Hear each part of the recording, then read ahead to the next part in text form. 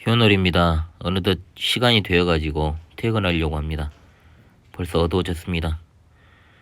어두움만 졌고 아침하고 똑같이 눈보라가 지금 바깥에 휘날립니다. 자, 계단을 내려가고 있습니다. 어둡죠. 2층까지는 센서등이 켜져 있는데 1.5층, 1층은 상가들이 월요일에 휴무입니다. 오직 성경 켜놓지 않은 것 같아요. 그래서 이제 좀 어둡습니다. 그래도 이쪽 비상구라도 등이라도 있어서 다행이죠.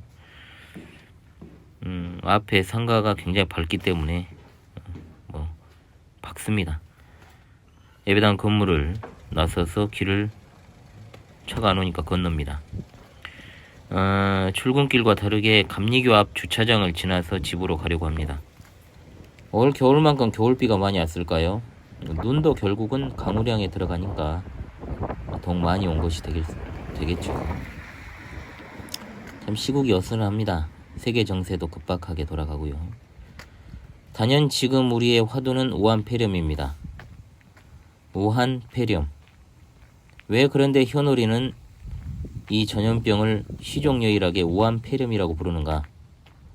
우리나라 정부가 친절하게 지정해준 신종 코로나 바이러스, 그리고 또 지난주에 WHO 세계보건기구협의회에서 코비드19, 코로나19라는 이제 이 용어도 있는데 왜 우한폐렴이라고 부를까?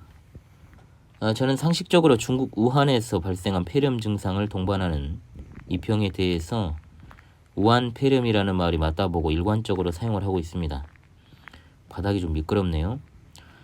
처음에 신종 코로나 바이러스라는 말은 지역명을 의도적으로 배제하여 사용한 그런 명칭이라는 생각이 강하게 들고 사실 진짜로 그랬죠. 또 우한폐렴에 대처하는 WHO 굉장히 미끄럽습니다. WHO를 원래 제가 좋아하지 않습니다.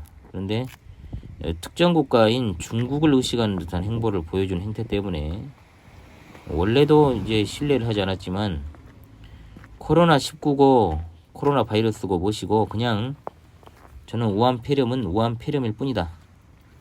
만일 우한폐렴이라는 말을 사용하는 것이 바르지 않다면 우리는 일본 뇌염이라는 것도 플라비 바이러스라고 불러야 되고 새롭게 유행을 하면 당연히 신종 플라비 바이러스라고 불러야 됩니다.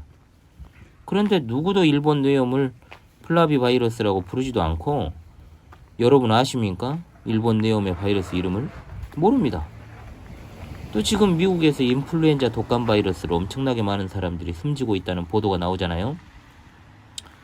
자, 다들 미국 독감이라고 부르지 다른 명칭 안 씁니다. 마찬가지입니다. 2015년에 메르스 바이러스, 여러분 잘 아시는 메르스 바이러스도 코로나 바이러스의 일종입니다. 그러나 신종이라는 말을 쓰지 않았고 메르스라는 말 안에 미들리스트라고 하는 중동이라는 말이 들어가 있습니다. 그래서 메르스 바이러스라는 말을 보편적으로 사용을 했습니다. 특정 지역을 사용하는 것이 특정 지역에 대한 혐오를 조장하는 것이다? 그러면 눈 진짜 많이 오죠.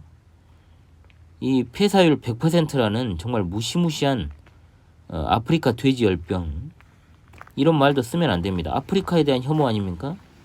그냥 돼지 흑사병이라고 부르는 것이 맞겠죠. 하지만 누구도 여기에는 문제 제기를 안 합니다.